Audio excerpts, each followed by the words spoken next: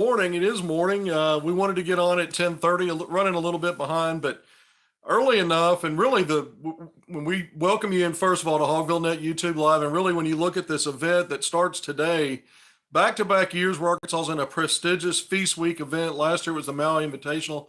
That's been an excellent event. Once again, this year always is. But you know what? The Battle for Atlantis is one of those big ones that gets my attention every year. It certainly has Razorback fans' attention this year. It's got mine, not only covering the Hogs, but just a fan of college basketball. Some really good teams in this field.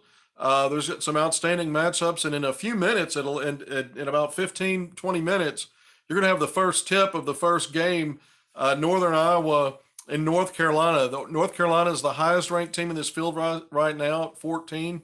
That's the spot Arkansas held before losing in its last game to North Carolina. Greensboro, Arkansas is now 20th. So you've got two ranked teams in this event, and the bookends are the two ranked teams. So North Carolina gets it started at 11 a.m. today, and I'll go ahead and say their sponsor one time. I'm not we're going to refer to it as Battle for Atlantis, the Bad Boy Mowers Battle for Atlantis. So here in a few minutes, it's Northern Iowa and North Carolina. Then as you move throughout the day on that side of the bracket, which is opposite of Arkansas, you've got Villanova and Texas Tech in the next game. Villanova was a team that was ranked in the preseason top 25. Villanova suffered a road loss at Penn, an in-state rival, and has fallen out of the AP Associated Press ranking. Still a very good team. We know what Texas Tech has been in the last few years. Not quite sure the Red Raiders are playing at the standards when Chris Beard was there, but a very tough defensive-minded team still. They're two coaches later, by the way, because Mark Adams is out.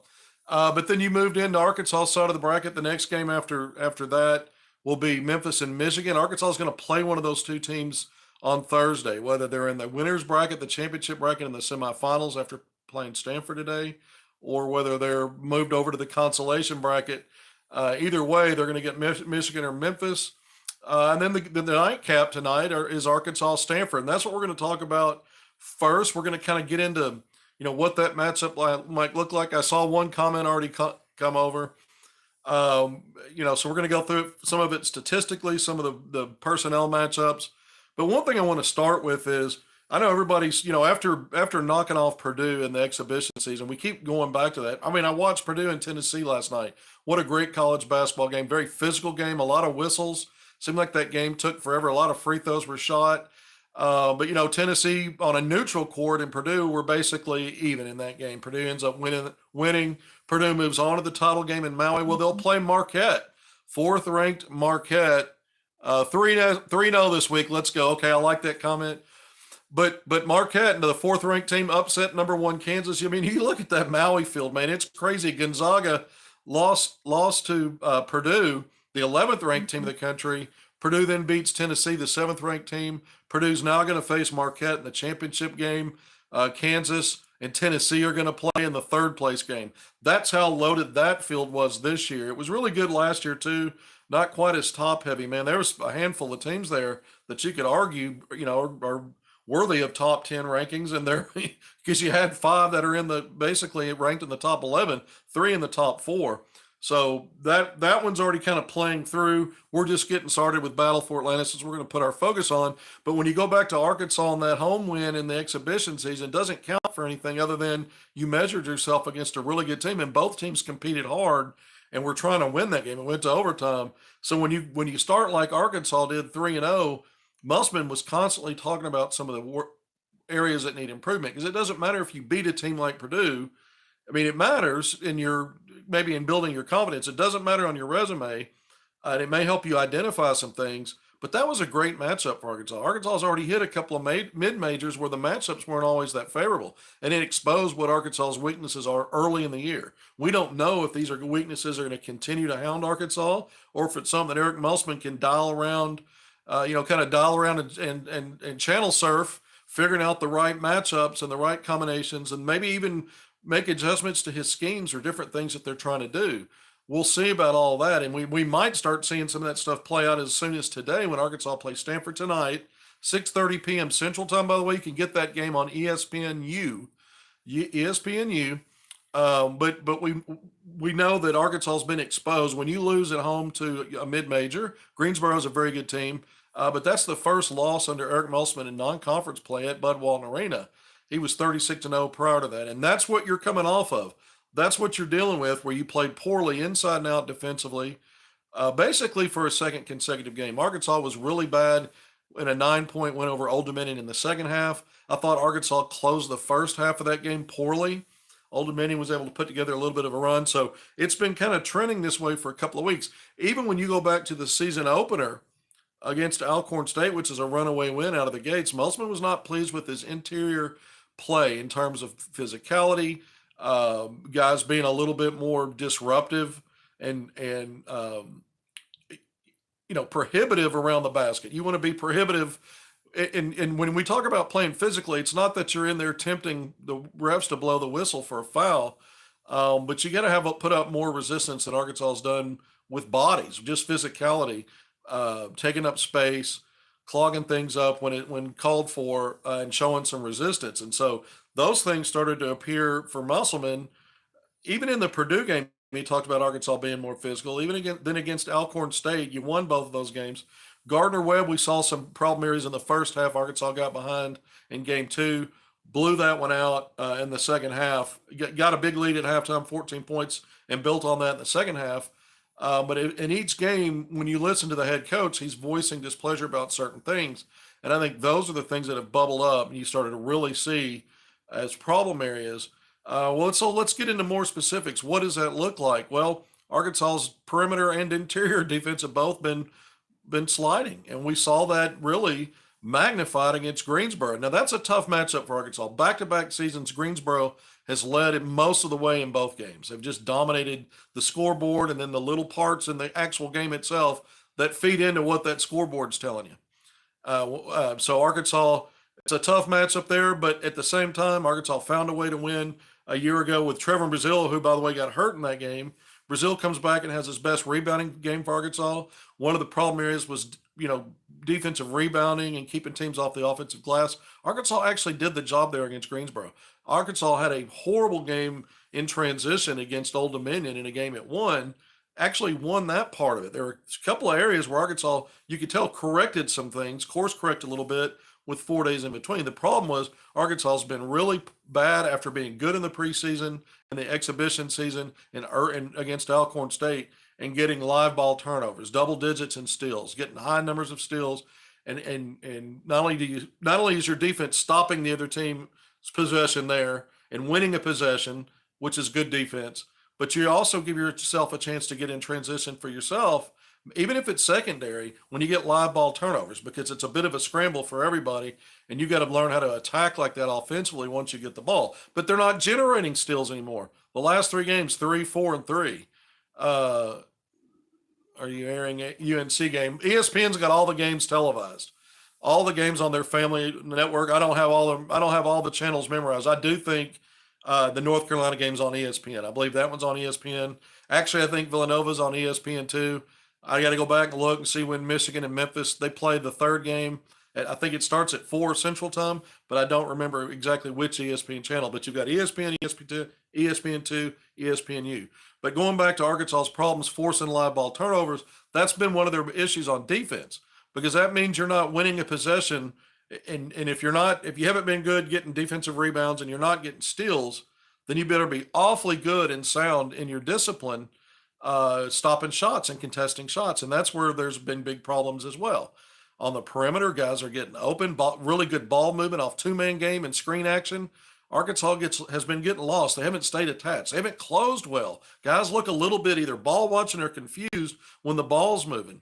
Game is on ESPN in 10 minutes. Yeah, let's see if we can I don't think I can cram all this into 10 minutes, but it's, North Carolina, Northern Iowa. I think every game is worthwhile if you can tune in when you can. It's feast week. A lot of people are off this weekend and they enjoy college basketball. I know I do. But going back through some of this with Arkansas, the defensive problems have not only been on the inside with lack of physicality. Arkansas's had a hard time staying in front of drivers or walling off drives. The gap help hasn't been great when you can see these wide open lanes. And then Arkansas's rotations are slow when the next pass comes. If they do defend or wall off a drive or the help comes, the rotations are slow because you're seeing guys kind of ball watching instead of moving to the spot they need to be. you got to really pay attention to off-ball movement in basketball and what defenders are doing to account for where the pieces are moving on the chessboard. In Arkansas, Greensboro is a veteran team. It was a team that's got really good players, even though it's mid-major level. We know by now you can't take for granted that you're a high major and you already automatically have advantage. Some of these mid-major teams have players that have transferred from high major, or they're good enough to transfer, but they didn't. There's all kinds of things that play into what make teams good. And Greensboro's been not only a bad matchup for Arkansas, but they've been up to the task 2 years in a row in Bud Walton Arena. Got a split there. They'll take that all day long. Arkansas's got to learn from that. But it also doesn't mean that Arkansas comes into this event with its head down. So we did some more post-mortem on the other game to get into this matchup, because I think some of the things we've identified could be problematic here again. Stanford is, in 4 games, has one loss. Santa Clara is a really good basketball program out on the West Coast. In fact, Santa Clara in back-to-back NBA drafts has had a first-round draft pick. So that's a good basketball team. Santa Clara did defeat Stanford. Stanford opened with a win over Cal State Northridge, but that was a hard-fought game. Northridge held late leads, and Stanford had a big run to end that game to win. They've also knocked off Sacramento State. Former Arkansas assistant David Patrick spent a season at Arkansas as an assistant coach, replaced Chris Crutchfield after year 1, and spent a year at Arkansas before moving on as an assistant to Oklahoma. He then took over as head coach at Sacramento State. Stanford's got a win there. Stanford's coming off a win over Eastern Washington, a 25-point home win. Look, this team hasn't been challenged by teams with a lot of athleticism and positional size and versatility that Arkansas is going to present.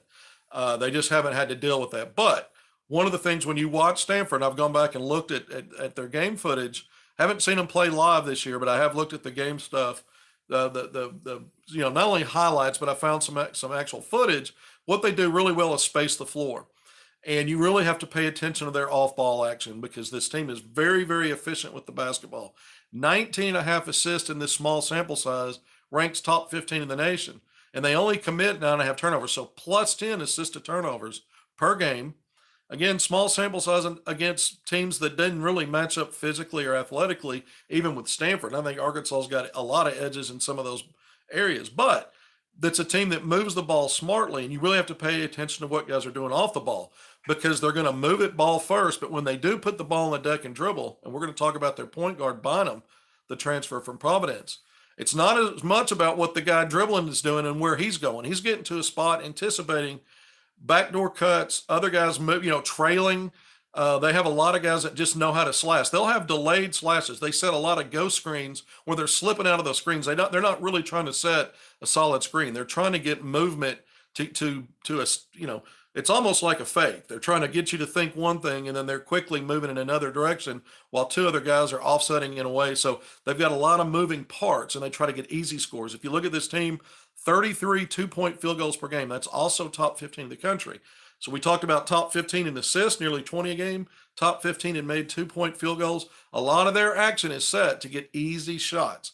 They'll move the ball in transition, secondary transition. They'll throw over your transition defense, right over the top of it.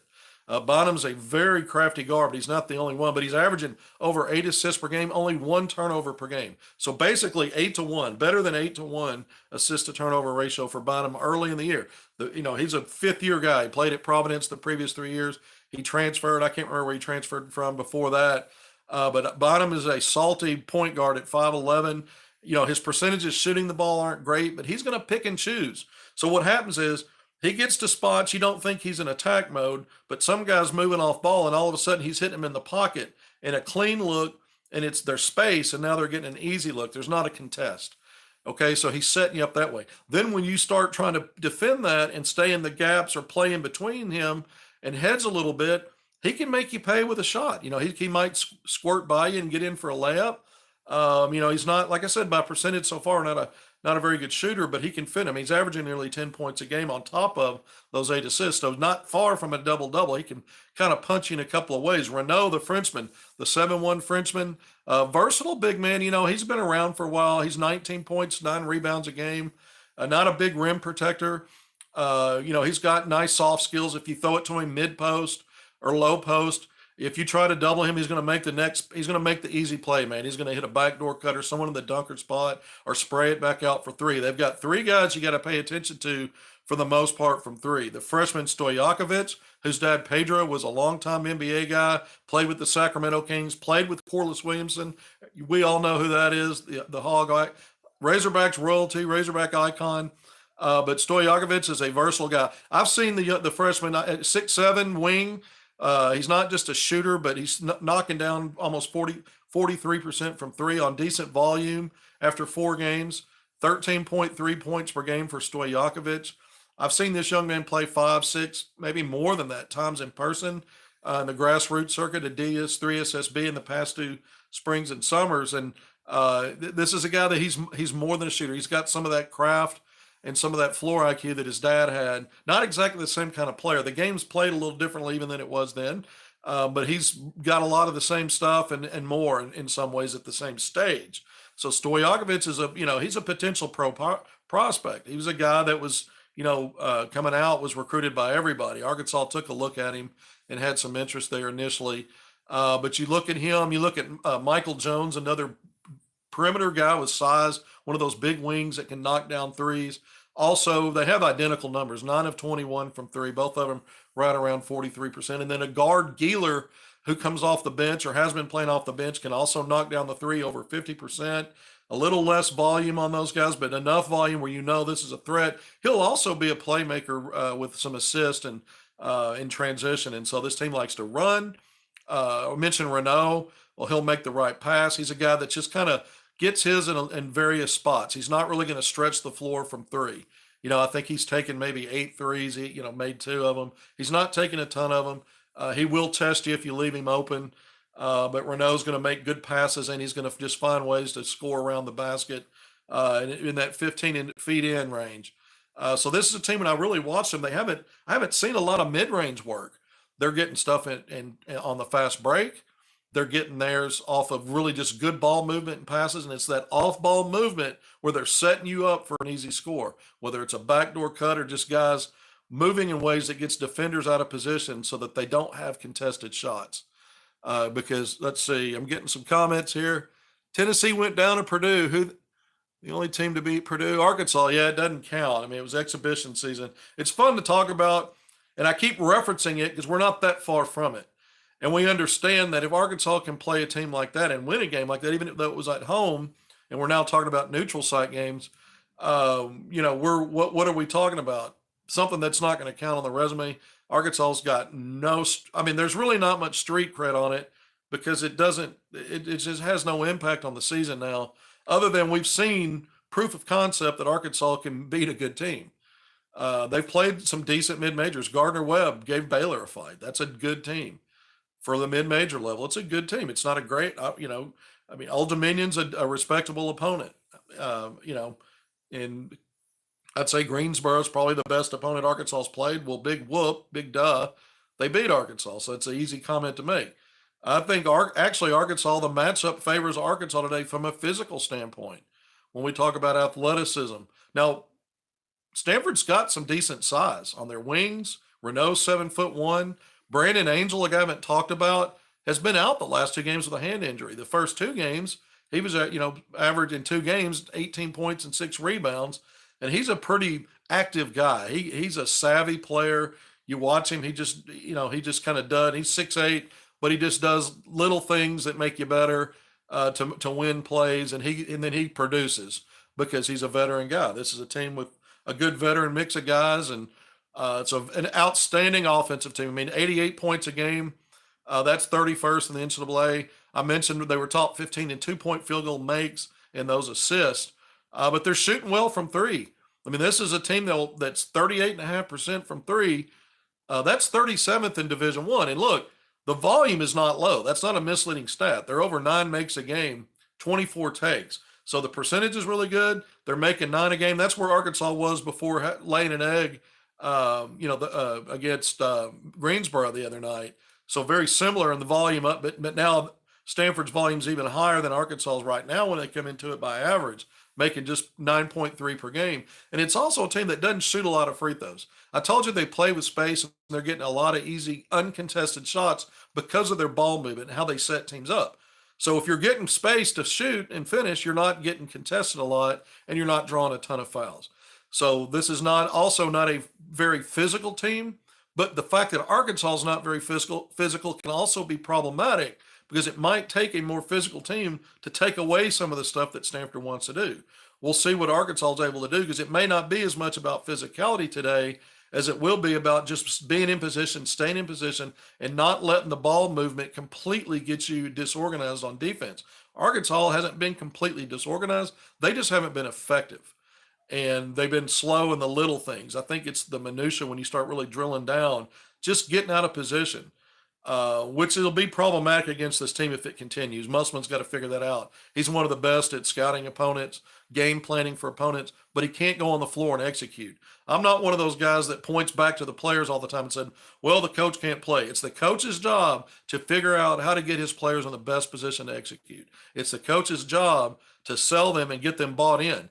When you replace a lot of your guys every year like Musselman does, even though he's got 5 returnees, it sometimes takes a while. And we see that. We've seen it play out. We've seen Arkansas not just lose a game to a mid-major. I mean, they lost to Hofstra 2 years ago in North Little Rock. Got soundly beat in both halves in that game. That wasn't the only problem. They got beat by 22 to Oklahoma the week before that. Right after that, they lost their 3 first conference games. They lost 5 out of 6 games in a stretch there. That team went on to an Elite Eight later on. So you're paying attention. Arkansas needs some of this stuff. They need to start. You want to stack neutral site wins. That's where some of your quad opportunities, quad 1, quad 2 come into play. You need it for your resume. You certainly know your seeding is going to be impacted down the line with a loss to Greensboro if you don't start stacking quality wins to help offset that, because that'll be a quad 3 loss. Maybe it ends up a quad 2. We'll have to see how that plays out. But one thing I do know is that Arkansas matches up well with Stanford physically. I went through some of the strengths of this team. It's not a good defensive team so far. And it hasn't played a team like Arkansas that can get downhill with a lot of effective drivers, slashers, guys that can get it done in the mid-range, get all the way to the basket. Stanford's had its struggles with lesser teams offensively than Arkansas. And so I think that's going to be part of what advantage Arkansas. If this becomes an offensive game, Arkansas has the firepower to win that kind of a game. I don't know how foretelling that is moving forward, how advantageous that'll be for the Razorbacks getting into the rest of this field if they can't start being better on defense. But this is a game where Arkansas could still, muddle a little bit in the darkness, feeling its way defensively potentially, and win the game if their offense is clicking. Now, the 3-point shooting in the last game was dreadful. But I went back and watched that game again. Musselman in the post game was talking about how they had their 200 passes, but they had a really bad first half. I thought the ball movement was stale. And even though they're moving it some on the perimeter, it wasn't because of ball movement that guys were getting open looks. In fact, Arkansas players for about 4 or 5 consecutive possessions, just the ball wasn't moving at all when they took a 3-point shot either early in the clock or they settled without making the defense work.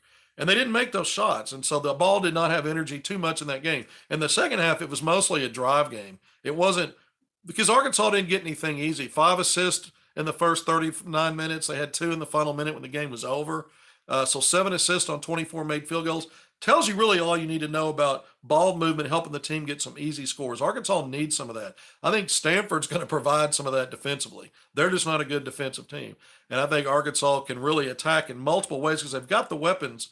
So we're going to go into some of Arkansas's deficiencies offensively, even though they've been really good for the most part, even though they scored 48 points in the second half against Greensboro. Again, they got to the free throw line in volume in that half, 17 free throws.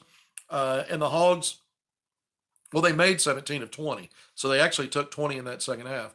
But what Arkansas did, actually, I think they took 21 in the second half. I think they were 17 to 21. Either way, Arkansas did the job in the second half scoring, but the ball wasn't movement wasn't really helping them get easy looks.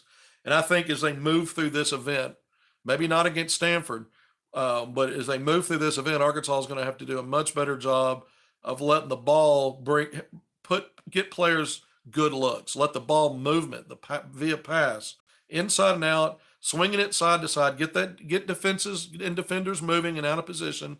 Because Arkansas's got a lot of good one-on-one players, but if that's all you're doing, that's what the last year's team's problem was, but they had to play that way to some degree because they couldn't shoot from 3. Even though this team had a bad 3-point shooting team, I think a lot of that was because they settled for early threes without the ball giving them any rhythm. There were no rhythm threes. It was all guys just kind of stationary, jacking them up. And so it just, I don't want to spend too much more time on that, other than I thought Arkansas had a bad offensive game, even though some of the stats might not say that. Certainly the 3-point shooting said it. 4 of 23, 17%. That's what Arkansas shot a year ago against Greensboro. Really, a lot of that, the Greensboro's defense was tough for Arkansas. We'll see what Stanford throws at the Razorbacks. But I do think Arkansas has advantage in this game. I think Arkansas can match offensively what Stanford does. The only exception to that would be if you just have a really off shooting night. It won't be, because what Greensboro played actually played good defense. It's not a great defensive team, but it was good enough. And Arkansas didn't play its game. I didn't think. I thought it got out of what it really needed to do there. And then defensively, Arkansas couldn't get stops. I think in this game, if it becomes a up and down game and it's a high tempo game, I still think that favors Arkansas, even though Stanford's averaging 88 a game. They just haven't played a team like Arkansas yet. And I think Arkansas, there'll be a quickness advantage that Arkansas hasn't had at every position in the last couple of games. I think in most positions here, they have that advantage. You got to pay attention to Bynum, though. He's 5'11".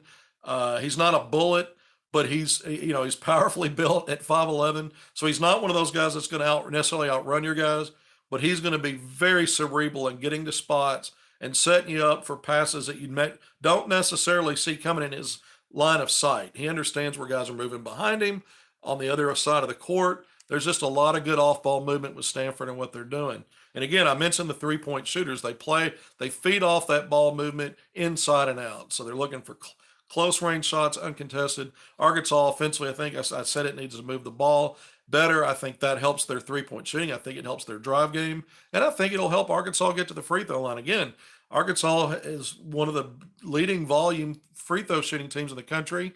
They actually shot at a good percentage in the last game. They just didn't do a lot else right. Arkansas was 20 of 31 inside the arc against Greensboro, nearly 67%. The problem there is that they took 23 threes. It could be a strength of the team. Most of those were bad looks. It wasn't in rhythm and offense. The ball wasn't moving hot. And of all those buckets they got inside the arc, none of them were easy. It was all downhill drives against the teeth of the defense. They just got talented finishers. And they needed to be doing that, have that kind of success in both halves. They were already down 14 at halftime. Right, so let's move away completely now from Greensboro. We've talked about these matchups, this matchup with Stanford. It's going to be interesting for me when I look at who does Eric Melsman start in this game. I think, just about anything could be on the table in that starting lineup. I believe a guy like Tremont Mark is a starter. I think he's probably an everyday starter. I think the same thing of Trevor in Brazil. Devo Davis is a guy that's been back and forth in his career. He's not had a turnover this year. He's not shot the ball well from three, but he's Arkansas's best on-ball defender. He'll rebound. He's had nice rebounding games. He's been really strong in floor game overall. He's had some defensive lapses too, but I think he's your heart and soul, and I think he stays in there. L. Ellis is a guy that's been up and down as a lead guard. There's no question about his ability to go score the ball.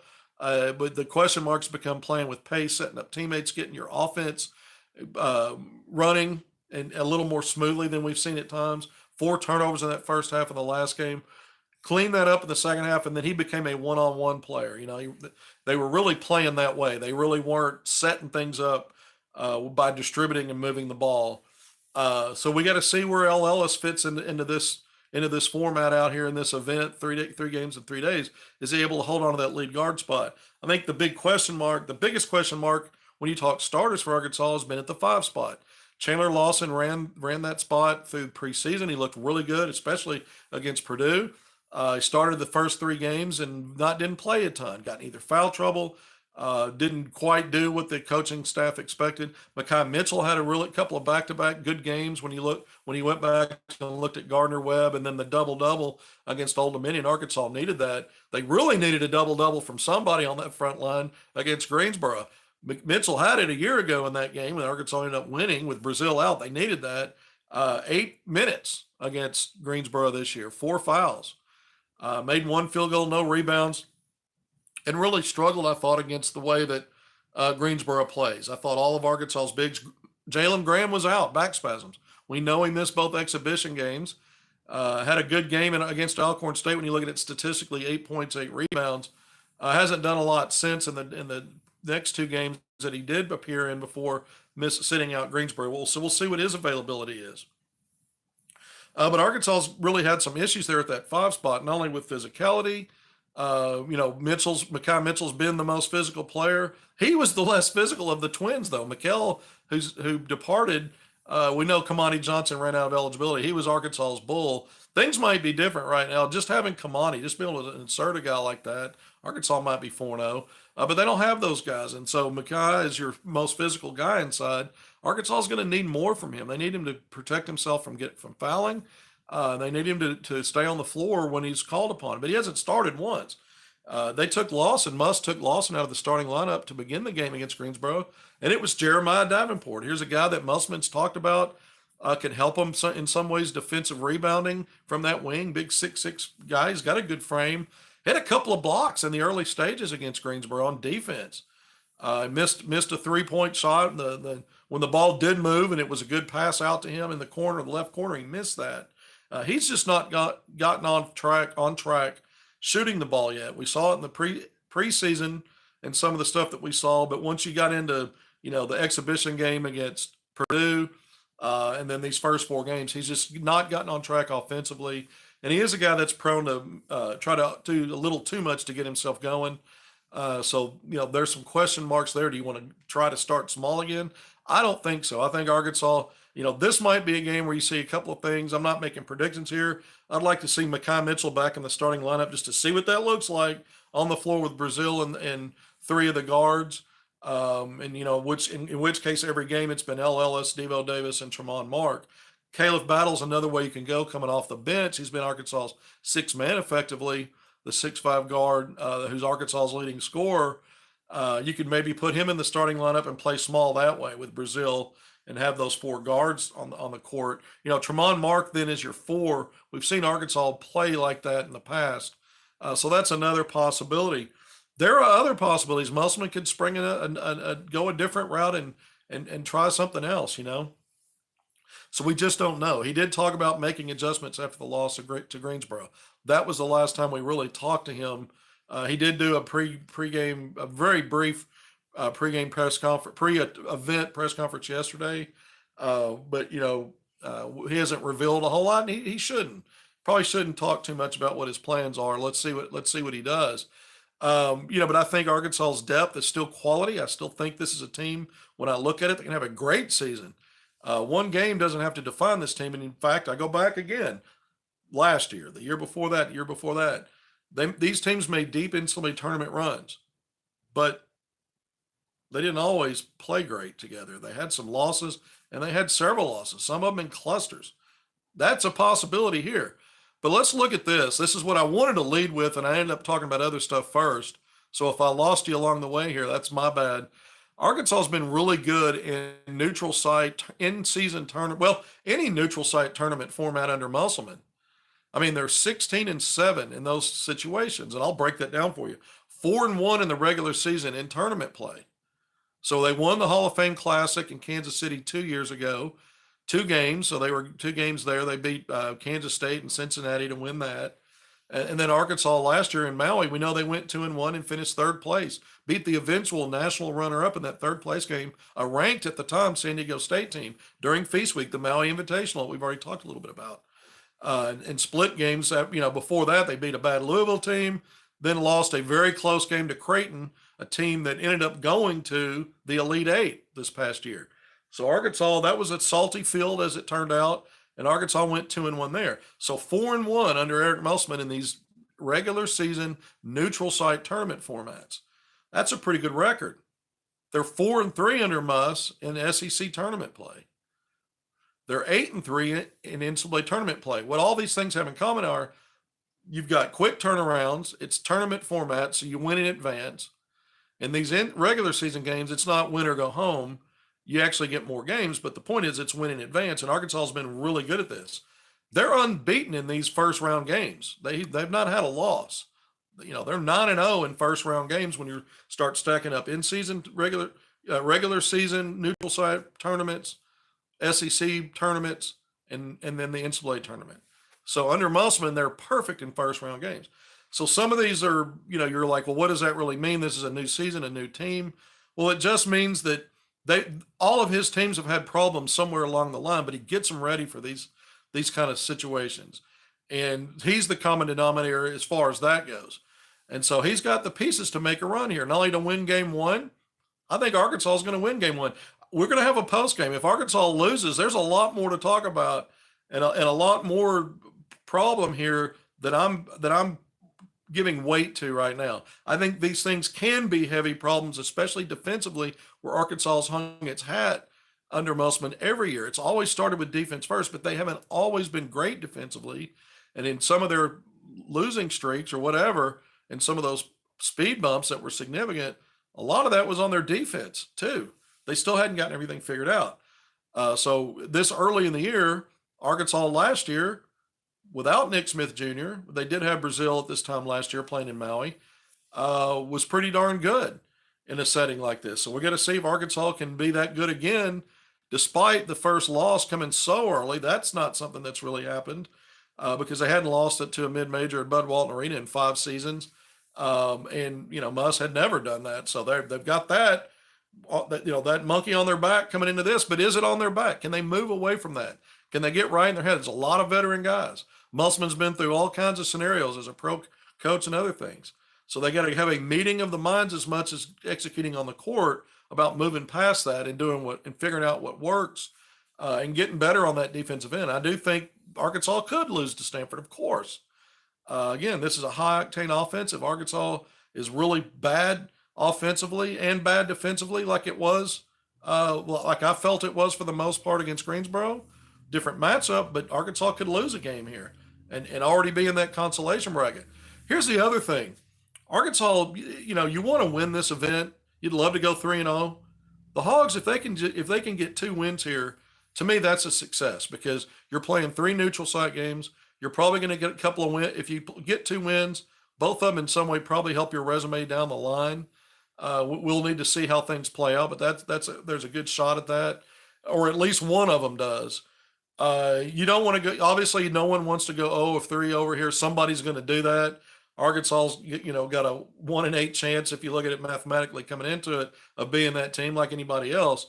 I doubt that happens, but it's possible. But Arkansas, the goal here is to get at least 2 wins. If you can win it, great. That's 3. And man, you've really 2 wins or 3 wins. I think you've accomplished what's reasonable. And I don't think 3-0 is unreasonable in this field either. Someone to get hot. Hopefully, Trevin. Trevin hasn't been there for Arkansas offensively in terms of volume. He's not failing anything. I mean, he's been efficient. But he hasn't been a big.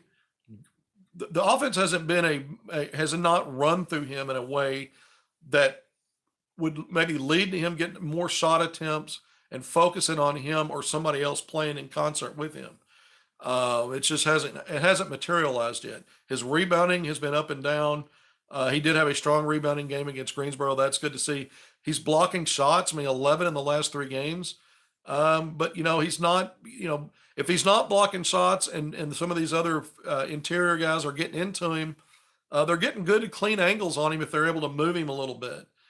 Sometimes he gets caught frozen ball watching too, based on, if he doesn't think he's in range to contest a shot, he might ball watch a little bit and not close in other ways that you'd like to see.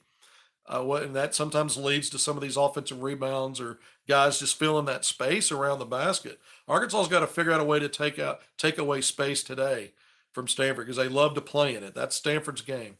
So Arkansas's got to work on that. But Arkansas's been really good. I mentioned this in regular season tournament formats, postseason tournament formats. Doesn't matter. They've been really good under Musselman. They'd like to continue that trend. But even if you lose the first game and you're now in the consolation bracket, if you win your next 2 games, you went 10-1. To me, that means you had a successful trip. So what if you only get 5th place? If you went 1 and then win 2, you got the 5th place in the consolation bracket.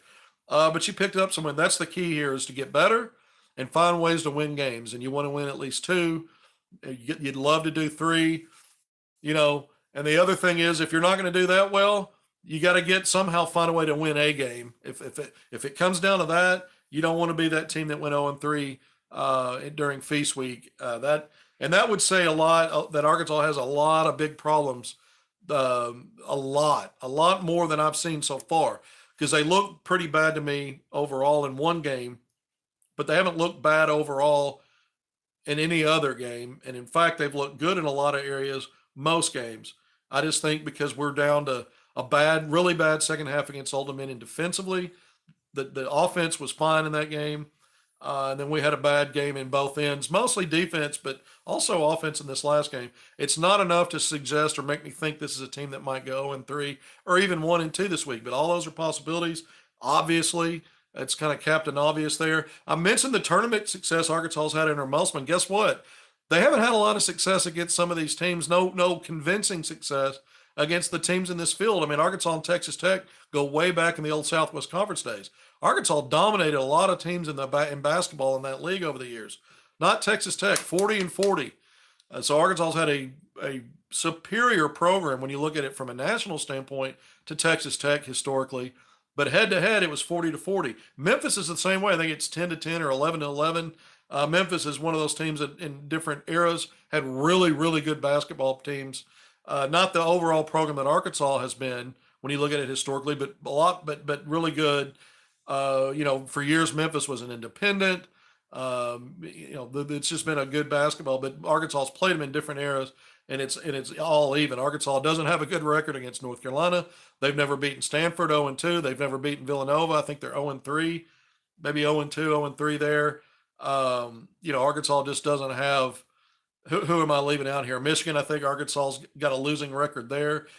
So I think the only team who else is in this field that I haven't mentioned, Northern Iowa. Arkansas's 1-0, and they played them, in the last couple or 3 years.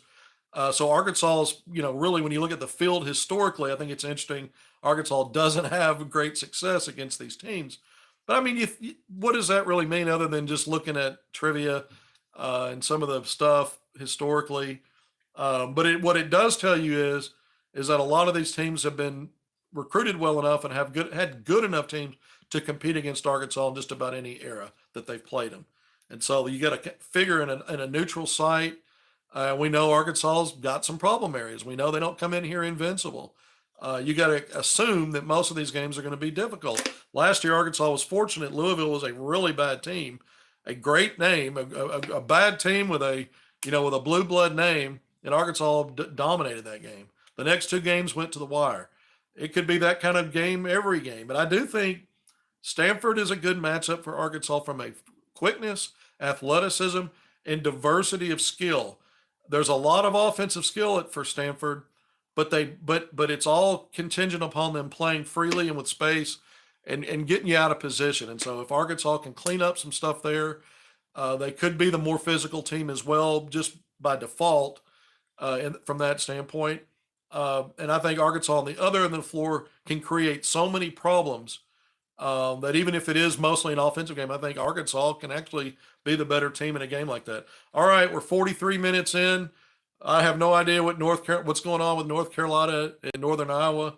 Not overly concerned about where that one's going. I think North Carolina, right now all of these teams are vulnerable. This isn't a field like Maui right now. I think all of these teams are vulnerable just about against anybody, and you never want to say that every team's a pushover. The battle for Atlantis has always had upsets, just like any other part of college basketball where you see it. They've had their share too, but it's a fun event. It's one of the, there's a lot of holiday feast week events that go on, and probably Maui and Battle for Atlantis are the ones I've paid attention to the most the last several years. Those seem to be the most quality. Arkansas has been fortunate to get those in back-to-back seasons.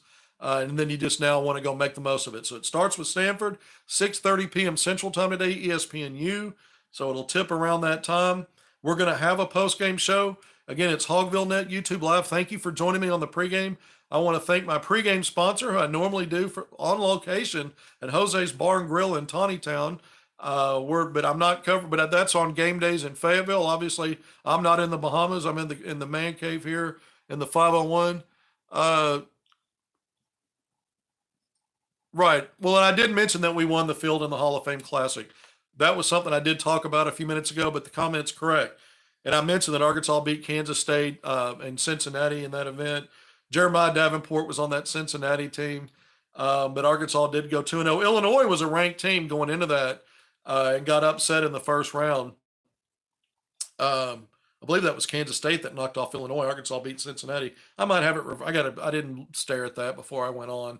But Arkansas, that wasn't as tough of a field, obviously, as what you see in Maui and Battle for Atlantis. But I mean, you had teams that have been good in basketball. You had you had a ranked team in Illinois, and Arkansas went 2-0. That was right down the street in Kansas City, not far from Fayetteville. But anyway, so tonight's game, obviously Arkansas's the nightcap. Then we figure out what the matchups look like based on results today. I think if you're Arkansas, obviously you're going to get Memphis or Michigan in the second round. If you beat Stanford, now you're in the semifinals. You're kind of hoping, I do, from just being wanting Arkansas to play the best teams, really hoping that it's North Carolina and Villanova in the other side of the bracket, the semifinals. And then that way, win or lose in your semifinal matchup, you're going to get a solid opponent that should be good for your resume in that third game, whether it's the championship or the the third place game. So a lot of little things at play here. Yeah, it's cool that it's a tournament. The main thing is you're getting to test yourself away from home. Musselman, I don't really talk about depth anymore with Musselman teams because it doesn't matter. When he gets to a point where he's going to run 7 or 8 guys in a rotation and 5 of those guys are playing heavy 30 plus minutes, and even if it's back to back to back games, that's just how he does it. Does it have an impact? Maybe. He doesn't think it does. We can debate that all day long. I don't know that it does either, because Arkansas in these formats, look at the record. I mean, back to back to back games. That's how it is in these tournaments. That's how it is in the SEC tournament. It's every day. In the NCAA tournament, you get a day in between, but it's still a quick turnaround. The point is Arkansas's record's really good in those situations. And so, I'm not going to talk about fatigue and those things until I can visibly see that it's impacting wins and losses. So far, I think Arkansas has done well in these formats. So having said all that, we're going to sign off. We are going to have a post-game show. I normally go on 30, 45 minutes to an hour after the game's over, depending upon how long press conferences are going to run. Today, I'm coming on immediately after the game ends. So I have a story I put out immediately. I'm going to click those buttons, get them out. So within, a couple of minutes of the game ending, as long as I can get things set up quicker than I did today, I should be ready to go. We're going to have a post-game presser right after the game ends. Win or lose, we're going to get it done. But thank you for joining me on HogvilleNET YouTube Live. Until later, hopefully after an Arkansas win to get to 4-1. We'll see you then.